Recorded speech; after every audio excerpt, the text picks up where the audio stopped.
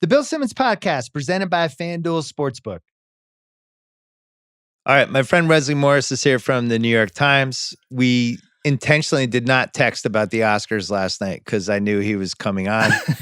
It was quite a telecast. They eliminated clips and jokes, which I thought were two essential parts of a Oscars telecast. Turns out they were essential. Guess what I missed? Clips and jokes. Let's start there. I thought it was too weird. I did not like the telecast. I went into it thinking it was going to be great. I really thought it was going to be, the idea of them doing it in Union Station. I had a lot of questions about what was going to happen to Union Station culture for the time that the Oscars was going to descend on that train station. Like, where were those people going to go? Where do they displace all of this life that just exists around that station? But then I thought, it seems like if they're going to change the format, this sort of technical filming format so that it looks less like TV and more like a movie, I'm like, well, maybe there's some other plans that Steven Soderbergh, who is one of the producers of the show this year, had in mind for how to conduct things. But then, it opened. I don't know how you felt about this, but when Regina King, when it opens and Regina King grabs that Oscar, opening. It was cool. And she makes her way across the station into the main hall. I'm like, well, if the whole night's going to be like this, I'm in. I don't care where we go. But it became pretty clear once Regina King then did her actual duties, right? She had to then vet each and every one of the screenwriting nominees, which is 10 different parties.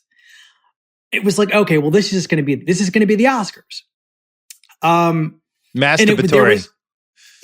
Well, I mean, I was going to take that and go somewhere really gross with it. But yes, we'll just stop at masturbatory. I should have done when I introduced you. I should have done Wesley Morris, your work for the Boston Globe and Grantland and the New York Times has inspired all of us. The way you've written about movies. Like, what is this? What is this? 30 seconds of blowjobs for every person who's nominated? This is our telecast? Who wants this? Yeah, but give me some clips. If Laura Dern and Regina King and, Joaquin Phoenix, if they're the people who are doing that sort of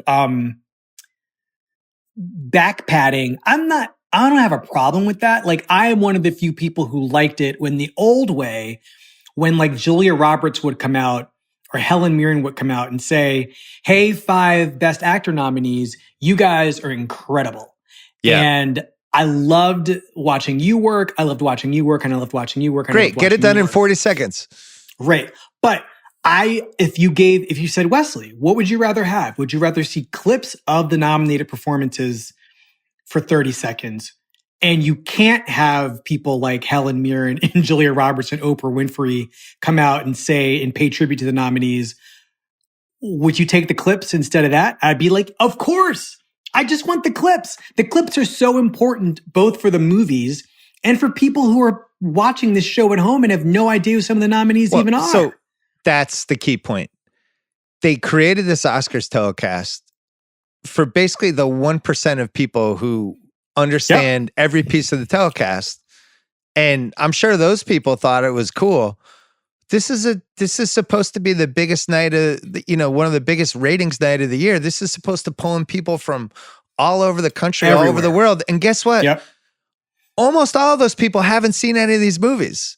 So you can bring the camera and be like, hey, here's this person. They wrote this. And somebody's at home going, I don't know what Mank is. What does it look like? Like, they didn't even show it. Yes. Especially this year. They were these movies. This is the most obscure set of movies we've ever had that were rolled out in the most obscure way possible, just on streamers. Yep. And I just can't believe they played it this way. I missed the clips. Sorry. Like, I thought one of the most touching parts or one of the most riveting parts, the whole thing was the in memoriam, just because we got to see faces. Yeah. No, I mean, that was a huge deal. I think that, it's funny because I was thinking while I was watching, like, what is a thing that I would really be sad if they didn't do? And, I am a big sucker every year that I've watched this show when they get Earl Morris to do those special tributes to people and their movie love. I can remember the one, I think it was 2000 for the 2003 Oscars or the 2002 Oscars. He had all these like bus drivers and IT guys and, people who work in cafeterias come and talk about what they liked about the movies. There was no attempt to sort of hold movies up as this great art form that matters to everybody. If there were ever a year to have some sort of corralling energy in that room, if there were any year to have a host, this is the year, right? Like a person who can take any stranger, bring them into the room, and explain to them what the stakes are.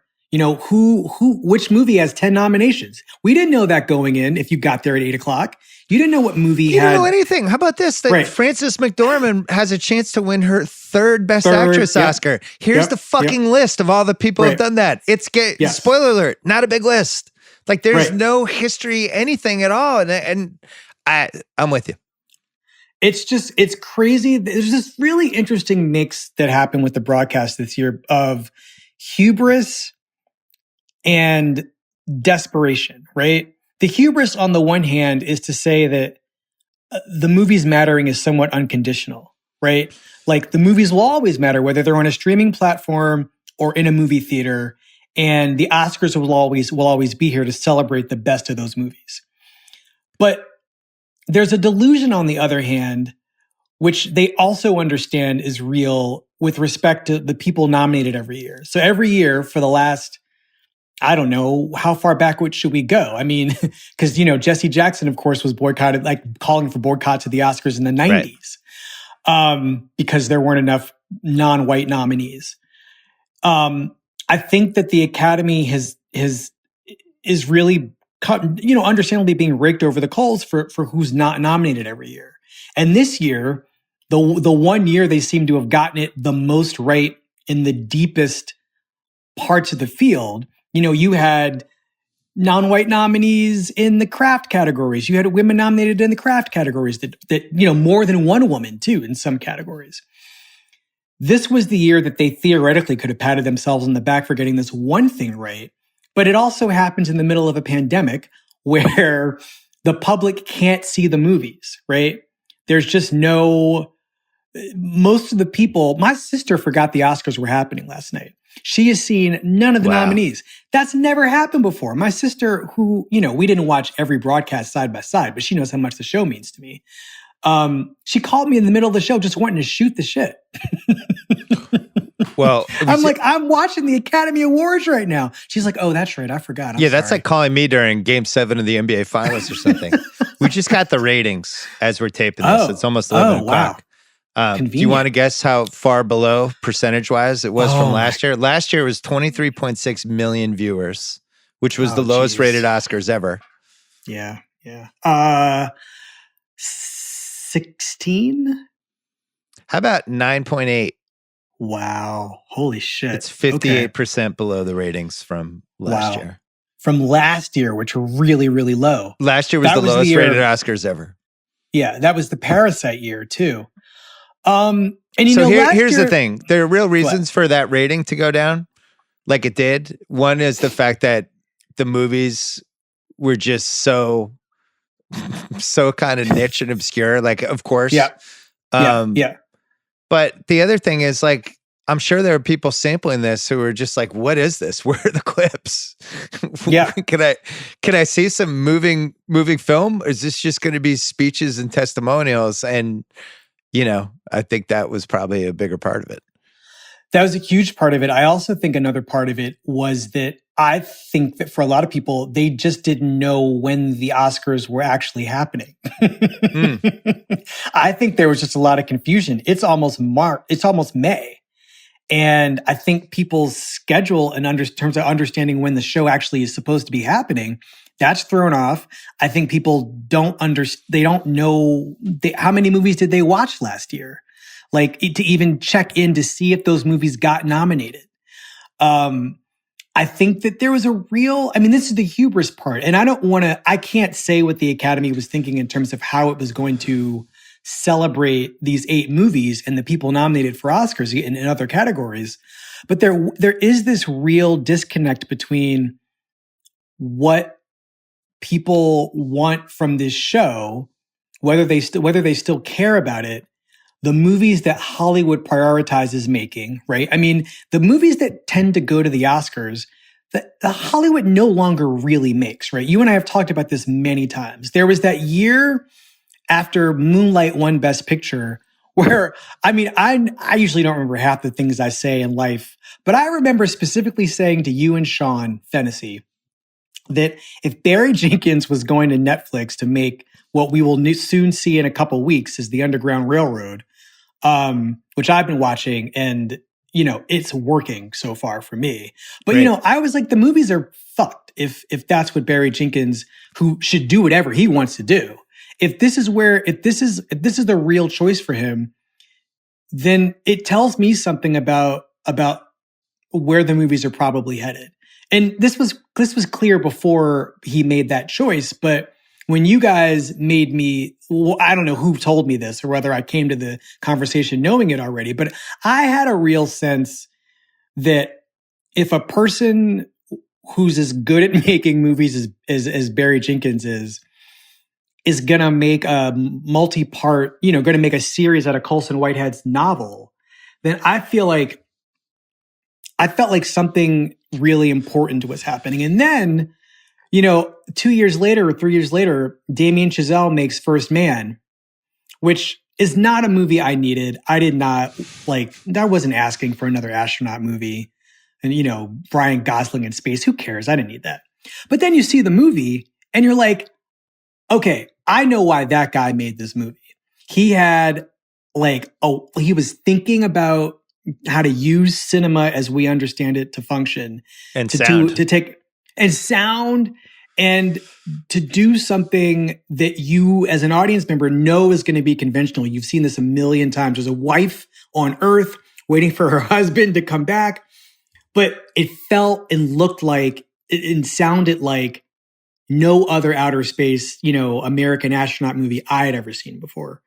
And I knew when the public didn't want to see that and the Academy didn't really go for it, that something really crucial had changed about our movie going priorities and like what a pop movie even looks like now. I mean, The Martian, which I think was the year before that. Yeah, it was 2015.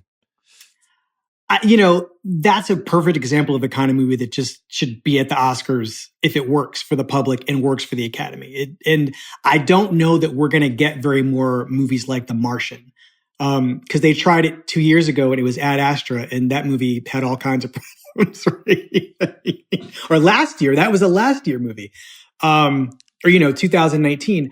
I don't know, Bill. I feel like there really is a crisis. I think the Academy is trying to address one crisis with respect to women and race, in representational terms, when really the crisis is much bigger than that to me. I mean, it's an industrial crisis because you have all these non-white people making movies or like, you know, trying to get into the business, but where are they going to go? What movies are they going to make? I just feel like there's a whole middle comic book movies. Well, right. But I mean, those aren't American stories. There's no regionalism in that. We talked about this the last time you came on. We talked about how disappointing this movie slate was, like for an Oscar slate. And one of the things was like, a lot of these movies were just movies that were TV movies or HBO movies 15 years ago, right? Yes. You know, look at like Ma Rainey's Black Bottom. That could have easily been introducing Dorothy Dandridge in 2007. You know, that is harsh but fair. I accept. You know what I mean? Accept. Yes. Yes. United States versus Billie Holiday. Same thing. These are movies that the premium services used to throw big money at, and they would try to win Emmys in. But now they've become movies. And what you're saying, like with The Martian. There's no Martian anymore. That's it. Those kind of movies, the ambitious, big budget, we have a lot of stars in this. Really, the only one that tried to do that was The Trial of the Chicago 7, which, by the way, was a TV movie. Yeah. I mean, it was a TV movie we've already had. HBO made it in the late 80s, and they just did it again. So it's like, Judas and the Black Messiah to me is like a movie. Yes, that's a movie. They really went for it on that. Yeah, Promising Young Woman is a movie. That's another one. Mank. That's it. Mank is a. I mean, Promising Young Woman is the David Fincher movie that David Fincher didn't make, right? Right. And I think that the thing that feels. I mean, my problem is, and I don't think I've really properly articulated this to you. But I think that the problem is that with the disconnect between the audience and the movies is that the public no longer gets to decide or has a say in what movies are popular enough to make it to the Academy Awards. It's getting increasingly narrow or increasingly wide, that gap between what the public likes and what the studios are pushing to the Academy in terms of, Oscar bait or whatever we're going to call these movies. And part of that has to do with the fact that audiences are being trained to expect movies to be a certain fit. And that means that stories about everyday people, movies like Nomadland or Judas and the Black Messiah or Minardi, I think we're getting out of practice in how to watch those movies and appreciate what it is they're doing. Like The Way Back to me was like that too, where that was an old school movie, right? Yep, and I thought Affleck could have been nominated for it, and it wasn't even mentioned. But if we're not going to respect the Way Back type of movies, people just aren't going to make them anymore, And I think they're going to gravitate more toward. It makes much more sense to make a movie like Judy, or a movie like the Billie Holiday movie this year, or Ma Rainey's Black Bottom. Just do these period pieces with some great sort of role for the lead person. Renee Zellweger won for Judy last year. Makes more sense to do that. It's not going to be that expensive. You only need 1 or 2 stars. Critics are going to like it, and you're not going to make money anyway. But Netflix or Amazon might buy it, or Hulu. Yeah, I mean, that's a depressing model. I mean, Ma Rainey's Black Bottom is interesting to me because, you have it's a movie based on an August Wilson play. It's made by George C. Wolfe, who knows his August Wilson.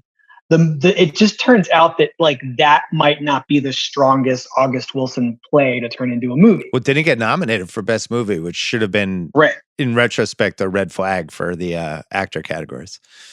Yeah, I think, we can talk about what happened there in a second. But I mean, I think Viola Davis, as we've discussed, that performance in that movie is needed George C. Wolfe is one of our least appreciated directors of live entertainment. And as a real thinker of how plays work and what good theater can be. But this was a performance that for me needed a much bigger landscape to operate within. And that movie is so small, and she's really not in that much of it, which is another detriment which probably didn't help her. Frances McDormand is in every scene of Nomadland. The odds were crazy. Viola Davis was plus 200. Frances McDormand was plus 400. And then Carey Mulligan was the favorite at basically plus 125. And I was on a bunch of gambling text threads this weekend trying to figure it out. And it was just Frances McDormand plus 400 because she won before? Honestly, not able to figure it out. And she ended up winning. And I don't know. Should we do the Hopkins thing now? Sure. Yeah. Let's do it. Okay. So just take me to where you were when this happened. I mean, psychologically. I thought Boseman was a really special actor, just in general. When we do the posthumous Oscar, Heath Ledger as the Joker, I truly believe he would have won anyway. Yes, I think he was that good and that important in that part. Yes. This was a tough one for me because I really like awards. I think they matter, and I really like looking back and trying to litigate who should have won, who should have lost, all that stuff. I know I do with the NBA. I thought Hopkins and The Father was the best performance I saw, male or female, the entire year. I thought that movie was amazing. It stuck with me. I had trouble not thinking about it for, hours and hours after. I told my friends to watch it. I thought it was the most conventional really good Oscars movie and performance. I thought Olivia Colman should have won for Best Supporting Actress. Ooh. I thought she was like 20-1, and she's won before. We can't vote for her. I thought she was incredible in that movie. And I thought I think Hopkins is a really, he'll go down as one of the 10 best actors of the last 50 years. He didn't need to win another Oscar. He'd already won. He was amazing in that movie. Yeah, so I agree. So your case, if you're complaining about who won Best Actor, it comes down to Boseman was a special actor, and this was our last chance to reward him, and I get it. So I was really torn because I do feel like 5-10 years from now, we're going to look back at this category and feel like that was the best performance, male or female, of the year. Yep. But I feel really bad that Boseman didn't win. So I was like, I was just really torn up about it. Yeah. I'm exactly the same, Bill. I feel like, I think that what they did was unfair in some ways. What happened was, I don't know, should I even talk about this? It became clear at some point that Best Picture was not going to go last while we were all, we at the New York Times were doing our live updates. Yes. And there was a kind of collective, like, are you kidding me? Are you for real? And to me, that just kind of underscored my feeling about the primacy of movies at the moment in the culture. But it also said something about, if they were going to have Best Actor be the last category, they to the extent that they knew Boseman was going to win. There was a certainty that Chadwick Boseman was going to win. And he was a 33-1. He was a 33-1 favorite. Hopkins was plus 700 to win. So I think everybody felt like he's going to win. He's the overwhelming favorite. Yeah. So I think that there was also this perception because the awards, it was really a horse race, but a very close horse race between Hopkins and Boseman throughout all of those awards that happen until you get to the Oscars. And so it could have been either one of those guys. I knew going in, I assumed it would have been Chadwick Boseman, but I was perfectly prepared for the possibility that Anthony Hopkins was going to win. I don't think a lot of people were prepared. Well, that's the whole problem, Bill. The storytelling around these awards, if you really want to not have people throw their TVs in the garbage, at 11, 12 p.m. when the show is over, you kind of have to set up stakes. And I didn't see a lot of ads for the Oscars that were like, is Anthony Hopkins going to beat Chadwick Boseman? Is Viola Davis the most titanic performance of 2020 and 2021? Or will Frances McDormand squeak it out? There was no attempt to sort of dramatize the stakes. There was no like culturally persuasive attempt to dramatize. Or you could even do that. Could Anthony Hopkins be one of the oldest people who's ever won an Oscar? Whatever, take your pick. At this point in the Academy Awards, they're 93 years old. There's a lot. Anytime somebody's making history, you might want to be promoting that in your broadcast. And I think that the public was really set up between, I don't know if you remember this moment at the Golden Globes. There was this great moment where they got this internet personality to go talk to these kids about actors they recognized or something, characters they recognized. I don't remember exactly what the setup was. But anyway, they got to Chadwick Boseman in Black Panther after nobody being able to identify anybody else. They get to these little kids who are like able to not only identify Black Panther, but like that's Chadwick Boseman.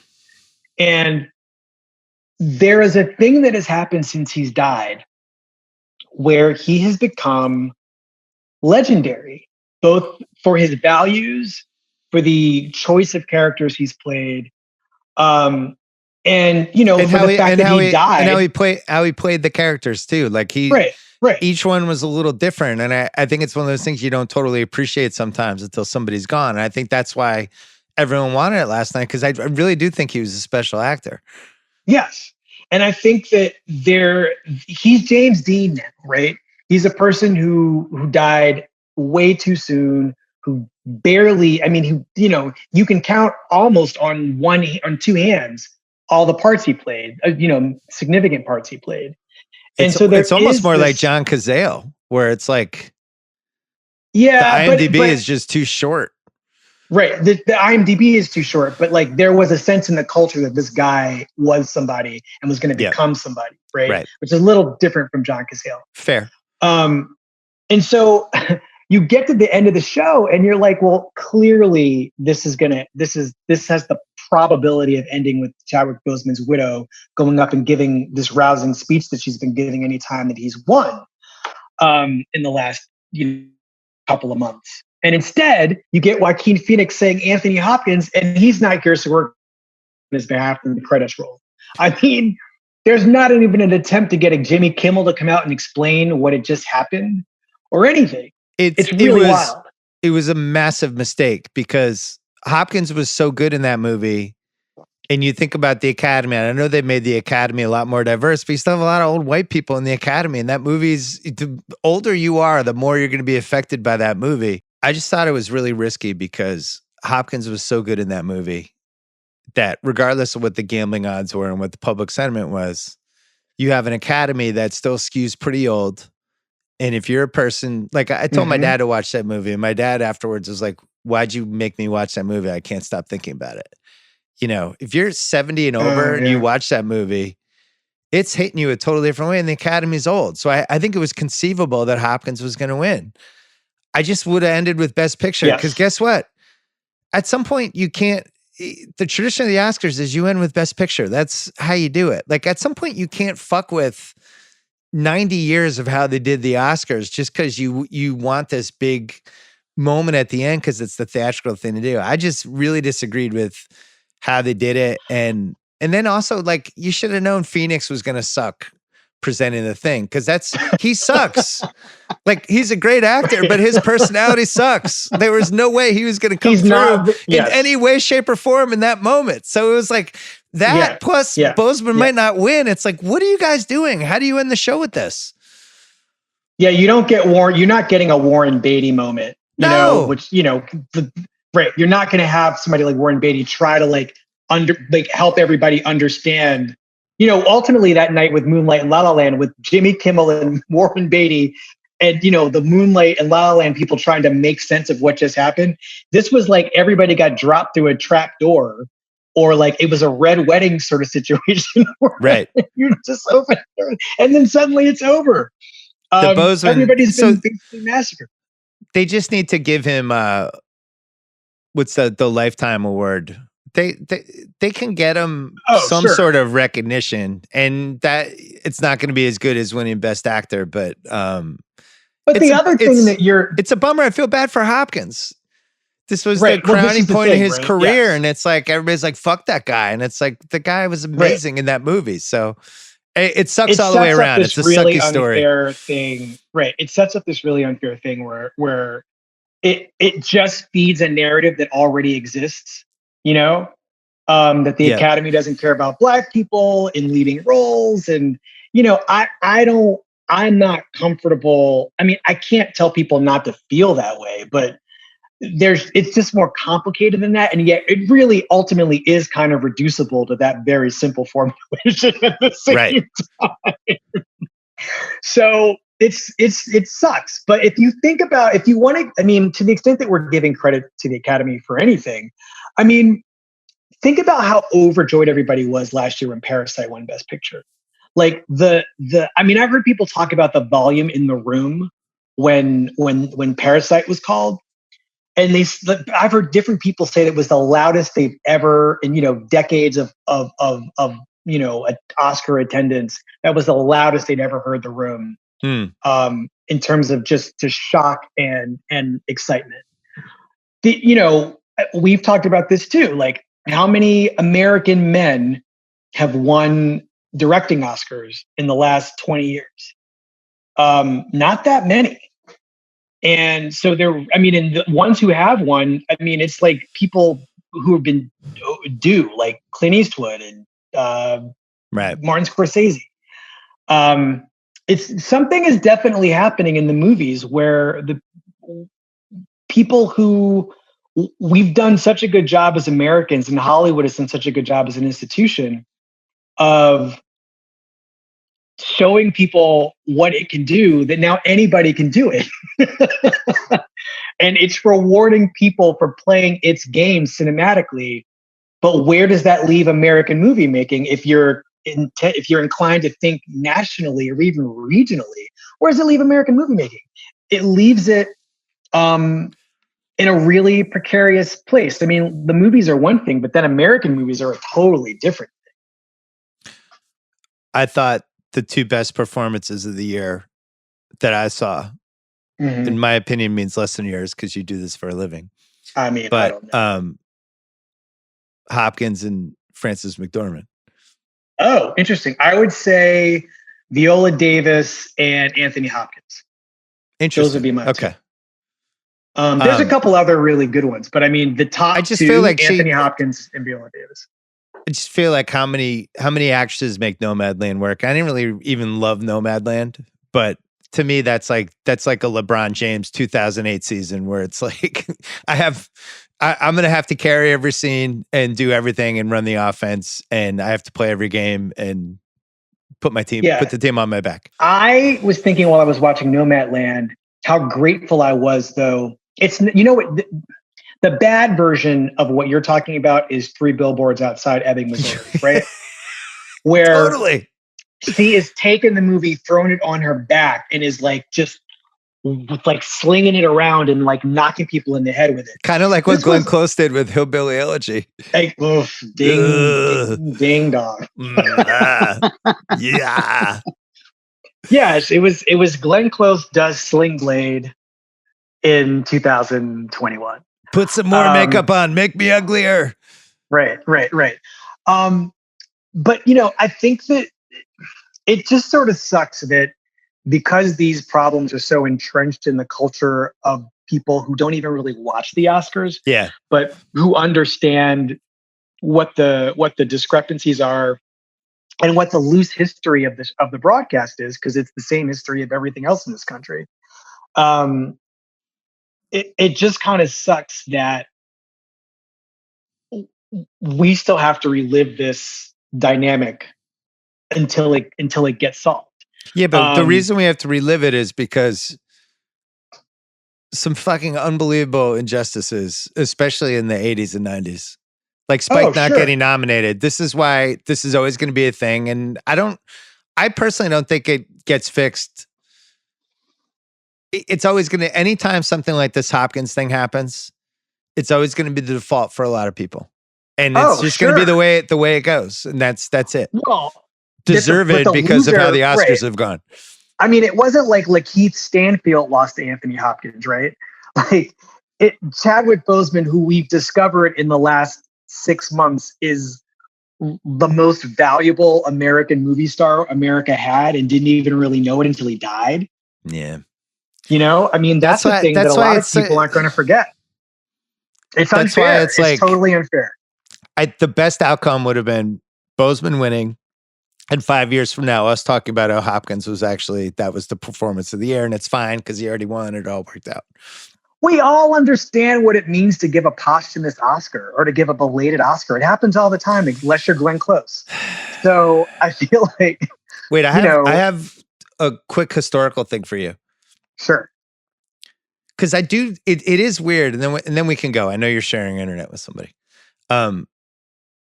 It is weird we don't talk about this stuff in any sort of historical context, right? Like, I think if you ask the average person who loves movies, what actor or actress won the most Best Actor or Actress awards, I think most people would not know. Yes. Right? I mean, I know, but that doesn't... Best or Best Actress, right? Okay. Yeah. So the answer for the people listening is Katharine Hepburn. She won 4. Yes. She won for Morning Glory, Guess Is Coming to Dinner, Lion in Winter, and On Golden Pond.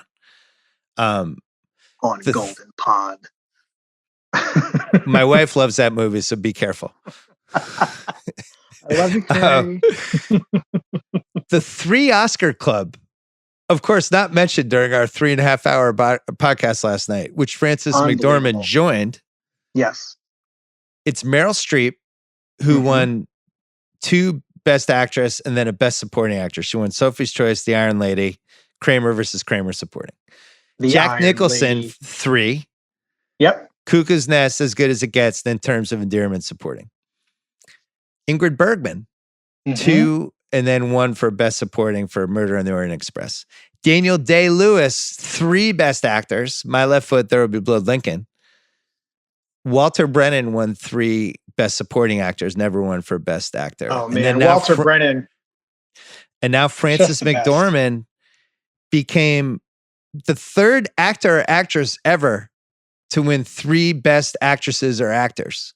Not mentioned during the broadcast. Yeah. So now she's like in this fucking pantheon. And I gotta say, like, I'm here for it. I think she's I think she's an amazing actress. And her best performance, she didn't, in my favorite performance of hers that she didn't win for, was The Mom and Almost Famous, which is one of my favorite movies. Yeah. But I just think, like, last 25 years, if you're going to say who's the best living actress of the last 25 years, she has to be one of the first people that gets brought up. Correct? Yeah, but you know what's funny is I wonder if, like, just a random sampling. She's somebody with it's crazy to say this about a person who just won her 3rd Oscar in less than 20 years? Like, about like less than 30 years? 25 years. That she's not underrated, but she is. I think there is a sense that, like, we take her for granted in some ways because there isn't a lot of variation among the parts, right? Her saltiness is the driving engine, you know, her biliousness, her, you know, kind of, the idea, her relentlessness. There is a kind of unsavory aspect of her approach to characters that is, you know, appealing for lots of different people, including me. And I think that because it seems like it's like Nicholson in some ways, it's the same thing every time, but, you know, you put it in different environments and it does a different thing. I do wish that more. If you think about what happened to Beyonce at the Grammys, which is a totally different thing, but, you know, when she won that record-breaking Grammy and became the most decorated Grammy-winning woman of all time, they stopped her as she was about to take her seat. Trevor Noah stopped her and he's like, "Hey, Beyonce, you just made Grammy history." And she had to stand there and be like, you know, that face she makes when she doesn't know what's going on. Right. Beyonce has to be like, what did I do? And he explains it to her. And, you know, the Grammys had to do that to, like, apologize for all the non-major Grammys that they've not given Beyonce over the years. She's only won in these niche categories. But the idea that there was nobody last night to say, "Hey, Frances McDormand, you just entered in a very exclusive club. Glenn Close, you down there, you entered one too. But we won't celebrate that." But you, Glenn, you're the Susan Lucci club. Right. You and Peter O'Toole, great club. Well, that's why they should have ended with Best Actress. If they were going to try to get creative and not end with Best Picture, the safe move was ending with Best Actress, because no matter how that played out, it would have been cool. Like Viola Davis winning again and cementing second Best Actress Oscar. Yep. Right? She wasn't it Best Actress for Fences, or was it supporting? She should have won for Best Actress. That was the year Emma Stone won for La La Land. So they moved her to supporting actress and she won for Fences and supporting. That's a lead performance, but whatever. That was outrageous that she was supporting. That was like, how about Lakeith Stanfield as Best Supporting Actor instead of Best Actor? He's in the entire movie. Why do we put up with this? Bill, why do we put up with any of it? This is the crazy thing. Quickly on Hopkins. The list of people who have won 2 Best Actor or Actresses is not as long as you would think. Other than the people we mentioned, Bette Davis, Spencer Tracy, Marlon Brando, Jane Fonda, Dustin Hoffman, Hanks, Hopkins now, Gary Cooper, Olivia de Havilland, Frederick March, Sean Penn, Elizabeth Taylor, Jodie Foster, Glenda Jackson, and Sally Field. That's less than 20. That's quite a club. Hilary Swank. You didn't say Hilary Swank. She should be on the list. Because I didn't keep scrolling down. There's more. Hilary Swank, Louise Rayner. Who's that? Louise Rayner. Oh, Good Earth. Great Ziegfeld, Good Earth. And Vivian Lee. Okay. So so for actors, it's way harder for an actor, I guess. It was easier for actresses for whatever reason. So so Hopkins, and I think he has 1991 and 2020 might be the longest gap between the two that I can see. Oh yeah, that makes sense. But I gotta say, with Hopkins, amazing actor.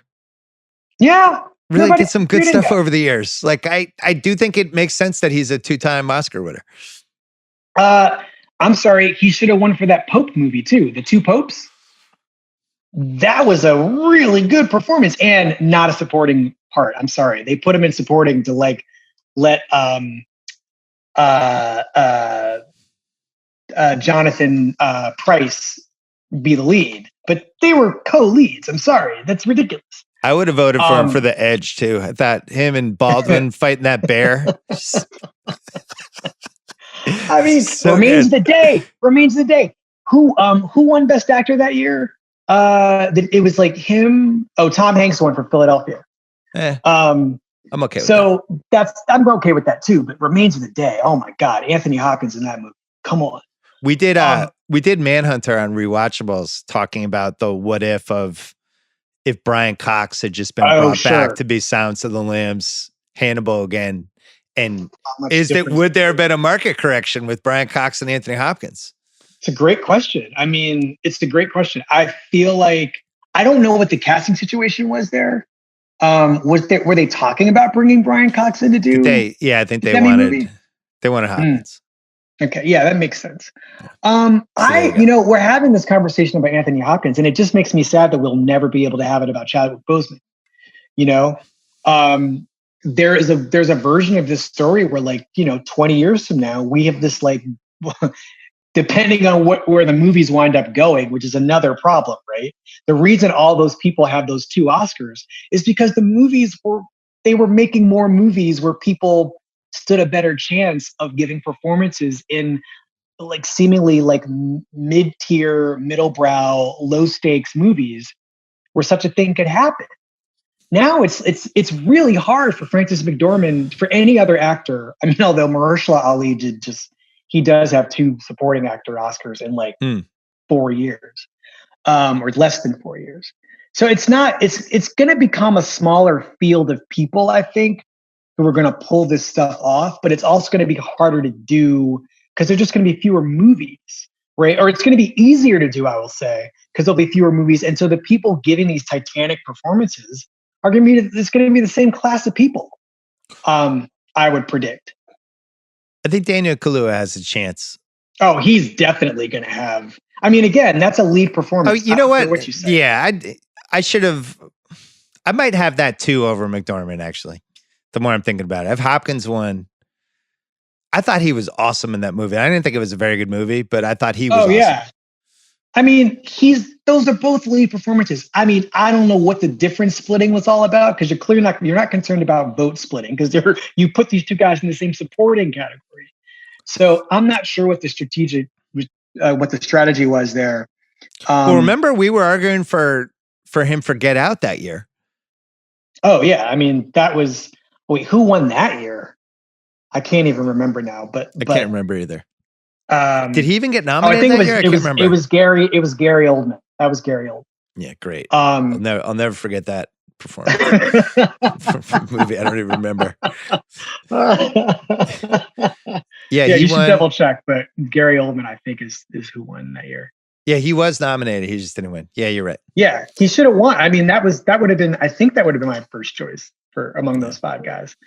So what was the movie? Just so we can wrap up, because I know you have to go. What did you have for best movie? What would you have voted for? If I were an Academy member, I would have voted for Sound of Metal. That would have been of those 8 movies. Interesting. That would have been the one I voted for. Yep. That was another really affecting movie. Yeah. The Father and Sound of Metal were my favorite 2 of those 8 movies. I thought Hopkins was best performance in a vacuum, but what would you have done? Would you have voted for Boseman, or would you vote for Hopkins? Oh, can I pass? You can pass. I'll let you pass. No, I'll be honest. I would have voted for Anthony Hopkins, because that's how my brain works. That's how it works for me. I would have voted for Anthony Hopkins because he gave the best of those five. I mean, Riz Ahmed and Anthony Hopkins were my two favorite of those five. Listen, though, I would have had no problem. I mean, I would have been thrilled for Chadwick Boseman to win. Yeah. But and then who'd you have for Best Actress? Viola Davis. Davis. I mean, I liked Frances McDormand a lot. I did not have a problem. If she had won for 3 Billboards, I would have jumped out a window myself. I would have lit myself on fire and thrown me out a window. Wait, I thought she did win for 3 Billboards. No, she didn't win. Oh, yes, she did. What am I talking about? You did jump out a window. I jumped out a window. What am I talking about? I'd so blocked that out, but she did win. Yeah, she did. Oh my God, she won for that horrible Come on, that movie movie taught us about racism. Oh God, that's how little I like that movie. I can't believe who would I like to have won that year? I don't even think you blocked the whole thing out. Oh my God. Yeah, that's the thing is for me is I really did think going into Nomadland that it was going to be that movie times 2. But it was so much better than 3 Billboards for all kinds of reasons. But I think part of it is that there was a modulation to that character while being very true to Frances McDormand's screen persona. There was a kind of, I don't know, it was different from all the other acting she's been doing at this level of her career. There was a soulfulness and like a real introspection that she doesn't always get pushed to do in these performances. And I think that, I have no problem with her winning. I have a performance for you. Sure. I really like this HBO show that Kate Winslet's in, Mayor of Easton, whatever it's called. Oh, you like that? Okay. I'm not watching it yet. I do. But I will. Well, you know I love Kate Winslet. As do I. Not more than you, but I do love her. It's a fascinating choice. Mm-hmm. Every choice she made, from just being in this show to how she's playing it to there's a couple pieces that we could talk about. When we get to like 6 episodes, we should regroup because it's really good. And I think she's really, really, really good in it. And it's just so different than any part I've seen her play. And I just, from a career standpoint, I just think she's brought a lot of different types of roles to the table. Like, she's pretty fearless.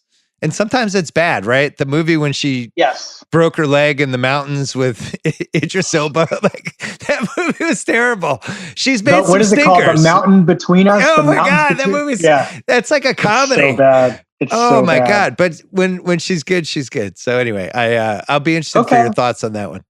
I was kind of resisting it a little tiny bit because, she was really good at Mildred Pierce, but I just feel like, again, and I think one of the things that we're kind of talking about here a little bit is not wanting things that we liked when they were one way to change and accepting that they are changing.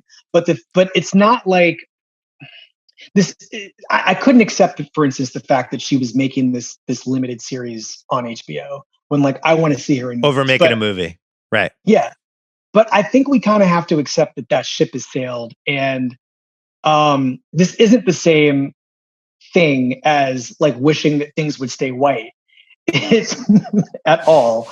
But it is more wishing that, if we have all these people, if we have all of these women who can do all this stuff, who like are being like finally acknowledged as being capable of doing it, if we have all these non-white people capable of who can write, direct, produce, cast, costume, makeup, hair design, all of that stuff. If we can have movies where like important, great, entertaining, popular movies being made without white people, the idea that the opportunity to do that, the shift in that happening, the shift in that in those demographics coincide with the demise of the movies. Fuck you. And so there's a kind of bitterness for me at all this opportunity because I don't know exactly. I'm eager to see where it gets plugged into. But you saying that about Kate Winslet just brought up all this resistance that I have had to what I understand is an inevitable, probably irrevocable change, right?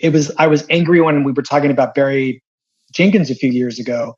And I'm now not angry, even though what is happening is an industry doing this to itself for reasons, for money, but so short-sightedly that it can't understand that like what suffers in turning itself to IP into franchises is that you have to then deal with the problem of the Oscars every single year. The price you pay for all those Avengers movies and all those King Kong versus Godzillas is a class of, potentially mediocre to amazing movies every year at the Oscars that the public has no interest in because you aren't training them to love those movies too. And that's really bad. That's a good one to end on. I was thinking about Kate Winslet and Little Children, which I think is an awesome movie. Oh, yeah. I mean, it's never happening again. Never happening. HBO. No, it's a limited series now, right? It's 7 episodes. Yep. Absolutely. Yes, exactly. And it's like, what's the better version of it? I'll tell you this, the movie's fucking awesome. And talk about like sticking with you afterwards. It's one of those. Mm-hmm. Yep. Really, really creative, inventive. I have no idea what happened to the director. Oh, Todd Field? That's Todd a good Field question. is just MIA. Yeah. I mean, Todd Field, I hope you're doing something fun or good. Yeah. But yes, well, I mean, that movie's awesome, and it would be an HBO series in 2021, unfortunately. Yep. Wesley, it was good to see you. Thank you for coming on. Great to see you. Always a pleasure, my friend. All right. I'll talk to you later.